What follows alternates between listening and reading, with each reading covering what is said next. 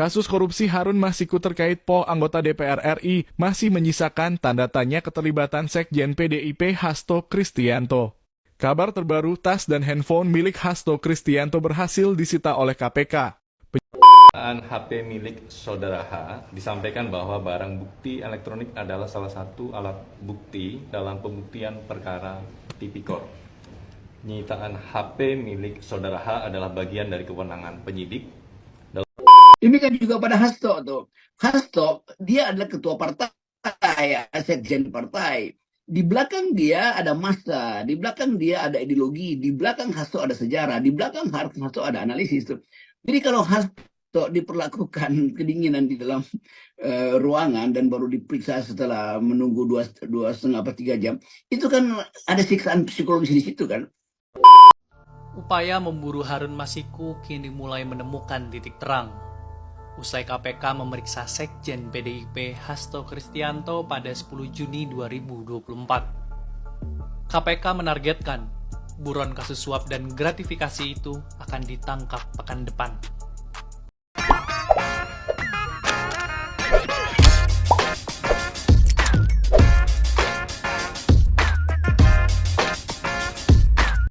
Kasus korupsi Harun Masiku terkait anggota DPR RI masih menyisakan tanda tanya keterlibatan Sekjen PDIP Hasto Kristianto.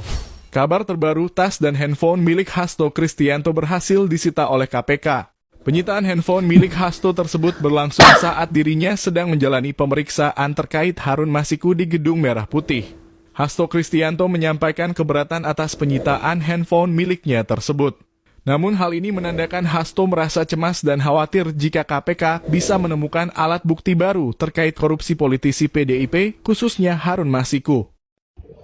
Ada handphone yang disita dan saya menyatakan keberatan atas penyitaan handphone tersebut.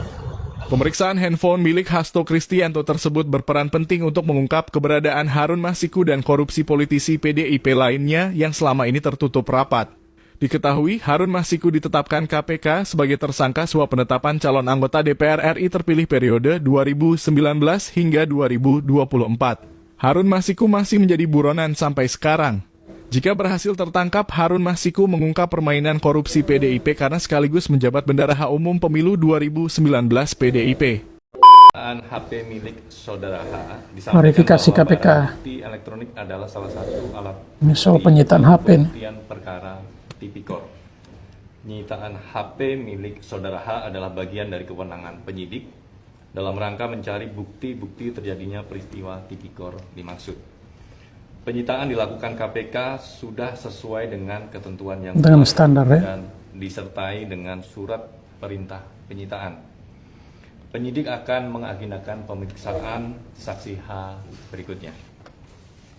Kemudian terkait pernyataan saksi yang dibiarkan kedinginan di ruangan pemeriksaan, kami Kedingin di ruang bahwa pemeriksaan. saksi H pada saat itu diberikan kesempatan untuk membaca BAP dan mengkoreksi BAP yang disodorkan oleh penyidik. Maka penyidik memberikan kesempatan dan kebebasan kepada saksi H untuk membaca BAP. Ini kan juga pada Hasto tuh. Hasto dia adalah ketua partai, sekjen partai.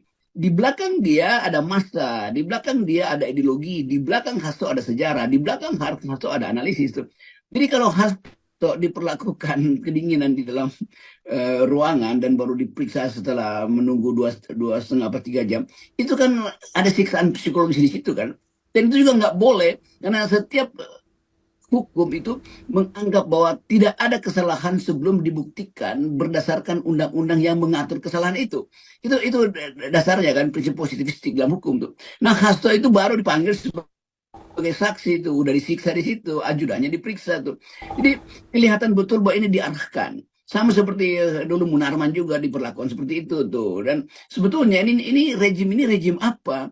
Kalau rejim hukum hormati seseorang itu pada kondisi habeas corpus, bahwa dia harus bisa datang di depan pengadilan dalam keadaan yang terjamin itu, bukan disiksa secara psikologis atau bahkan disiksa secara fisik kan. Itu intinya tuh. Apalagi ini soal politik. Soal politik ini kan Hasto tetapi itu soal politik. Kalau mau nangkap Harun Masiku tangkap aja kalau Kalau kalian KPK tahu. udah punya punya novum, punya bukti baru kan tinggal ditangkap. Jadi kita mau melihat bagaimana keadaan kehidupan setelah pemilu justru memburuk. Kan orang berpikir bahwa setelah pemilu akan ada transisi yang bagus dari Pak Jokowi ke Pak Prabowo. Tetapi ternyata Jokowi masih dendam, dia kirim lagi sinyal pada KPK supaya si Hasto itu didinginkan dulu tuh. Apa namanya? Ya disiksa secara fisik sebetulnya kan. Nah, ini jadi hal yang nggak masuk akal bahwa seorang sekjen partai bisa digituin.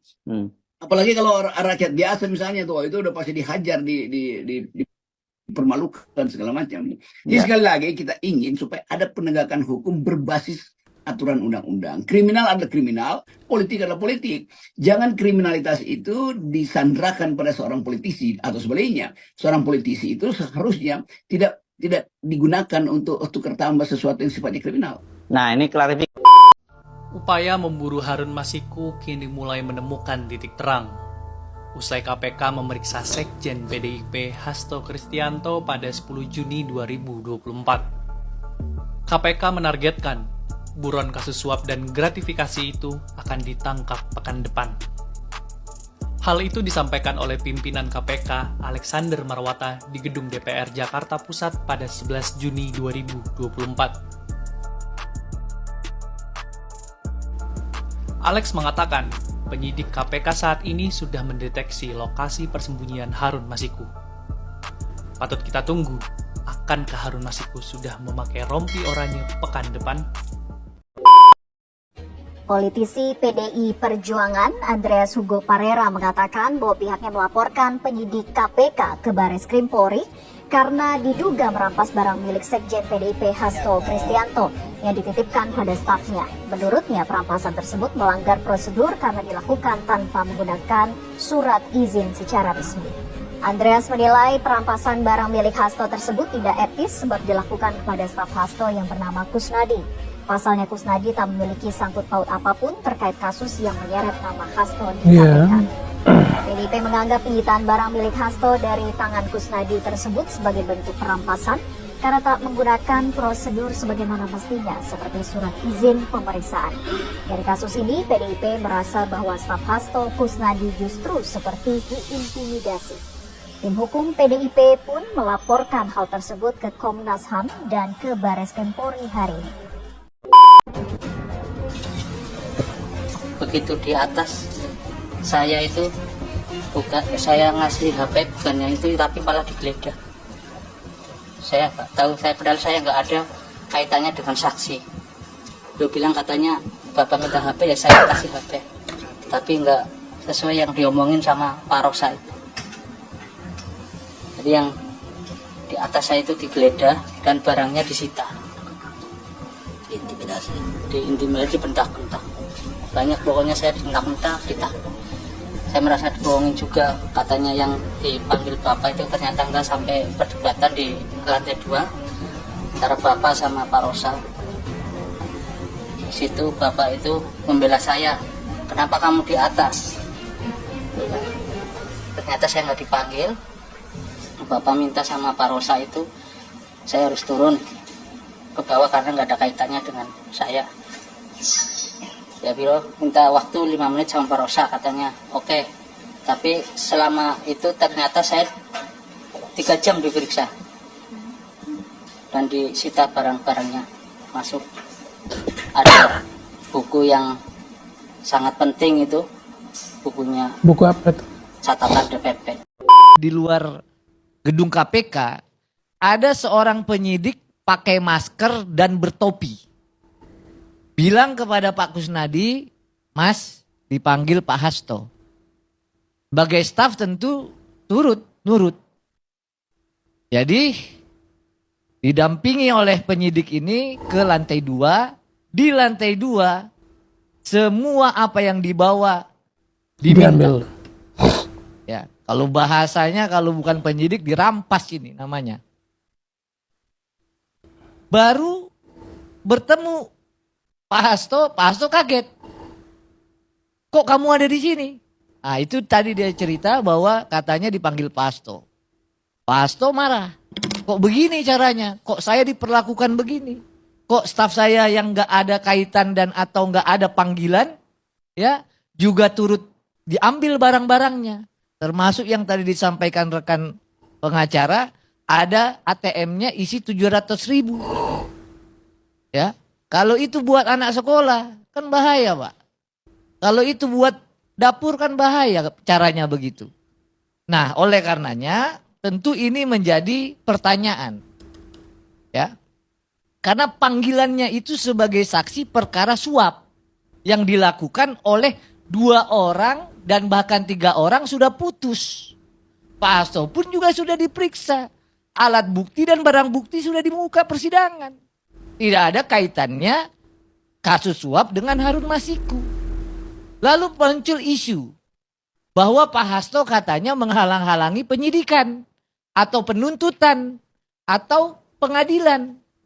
Nah, kalau itu memang masalahnya, panggilannya sebagai saksi terkait dugaan perkara pasal 21 dong. Jangan perkara suap. Maka kalau ada orang bilang Pak Hasto ditarget, wajar. Kenapa wajar? Pak Harun Masiku ditetapkan sebagai daftar pencarian orang itu Januari 2020. Kalau ada yang bertanya keberadaan di mana Harun Masiku, yang harus diperiksa penyidik. Kerja betul nggak? Benar nggak cari? Itu dong. Tapi jangan panggil orang lalu menyita barang. Jadi kalau ada yang bilang biasa kita kadang ngomong karena kita nggak diperlakukan begitu. Bukan anak, bukan keluarga. Coba Bapak Ibu ya pernah nggak tahu menau ya barangnya diambil. Mau nggak? Pengalaman saya sebagai advokat, kalau orang itu buron atau lari, cuma 2 penjelasannya. Nggak bisa ditangkap atau sengaja nggak ditangkap. Ahli banyak, fasilitas banyak, alat canggih. Jadi kalau terkait buron, terkait pelarian Harun Masiku, yang pertama harus diperiksa dan ditanya penyidik. Kenapa sampai hari ini belum tertangkap? Guys, gue punya berita baru nih ya guys ya. Nih beritanya nih, baca deh. Sekjen PDIP Hasto Kristianto dipanggil KPK. Ada apa dengan kasus suap Harun Masiku? Hari ini Senin 10 Juni 2024 Sekjen PDIP Hasto Kristianto memenuhi panggilan Komisi Pemberantasan Korupsi. Kepala Bagian Pemberitaan KPK Ali Fikri mengatakan Hasto akan diperiksa terkait kasus suap Harun Masiku dan juga keberadaannya. Tersangka KPK yang masih buron itu, Hasto dipanggil sebagai saksi untuk hadir di Gedung Merah Putih KPK pada hari Senin 10 Juni 2024. Lantas, mengapa Sekjen PDIP Hasto Kristianto disangkut pautkan dengan kasus Harun Masiku? Jadi guys, for information ya guys ya, yang namanya Harun Masiku itu adalah politikus PDIP yang menjadi buronan KPK sejak tahun 2020. Lo bayangin ini udah 2024 belum tangkap juga. Jadi Harun Masiku itu terseret kasus suap terhadap anggota KPU Wahyu Setiawan. Nah, suap ini tuh dimaksudkan agar KPU meloloskan dirinya agar menjadi anggota DPR RI untuk periode 2019 sampai 2024 melalui skema penggantian antar waktu atau PAW. Tapi by the way, kira-kira Pak Hasto mengetahui nggak ya transaksi suap tersebut? Karena guys, pemanggilan terhadap Hasto Kristianto ini bukan hal yang pertama kali. KPK pernah memanggil Sekjen PDIP ini untuk dimintai keterangannya terkait perkara tersebut nih, perkara ini nih pada bulan Januari tahun 2020. By the way guys, yang namanya Harun Masiku ini kenapa lama banget, susah banget ditangkapnya. Bayangin aja dia udah kabur dari tahun 2020 dan sampai 2024 belum juga ketangkep. Padahal kalau misalnya Harun Masiku ketangkep, gue sih yakin banget ya kalau kasus ini bakalan gamblang banget, bakal kebongkar tuh semuanya. Ya kita doain aja kepada para penegak hukum, semoga segera tertangkap nih Harun Masikunya ya. Saya di dalam ruangan yang sangat dingin hampir sekitar 4 jam. 4 jam. Nggak apa-apa mas, yang penting suhu udara ruangan itu dingin, nggak panas. Memang kadang-kadang begitu mas. Ada kalanya kita itu dulu berkuasa, ada kalanya kita itu di dalam persakitan. Begitulah roda kehidupan, ya. Tapi sih nggak apa-apa mas, yang penting mas jujur aja, jangan ada yang tutupin. Nanti kalau tidak ada dukungan daripada partai Anda, ya nggak apa-apa, dibuka aja semua. Biar nggak menjadi beban sendiri, beban rame-rame gitu loh, ya. Dibuka aja ya, kalau ada sesuatu hal selama 10 tahun ini, biar tidak menjadi beban sendiri, agar menjadi beban bersama-sama. Dalam istilah Belandanya dulu penjajah, common of sorrow, ya, susah bersama. Bahwa kritik Hasto itu menurut saya itu kritik yang benar, karena tetap dia tahu bahwa pada akhirnya kader mereka itu yang bermasalah dan udah diakui di dalam Munas itu kan. Jadi apalagi yang mesti dipersoalkan dari Hasto. Saya tetap dukung saudara Hasto itu karena dia mengucapkan hal yang sudah menjadi rahasia publik, bahwa pemilu itu brengsek, bahwa pemilu itu brutal, bahwa pemilu itu tidak jujur, dan semua itu ada di TikTok, ada di netizen. Dan yang paling kita jadikan acuan sebetulnya ada pandangan internasional. Kalau internasional bilang pemilu Indonesia itu buruk, ya coba polisi tangkap aja yang mengatakan begitu di forum PBB. Kan sebetulnya ini soal yang bisa diselesaikan dengan menganggap biasa aja lah.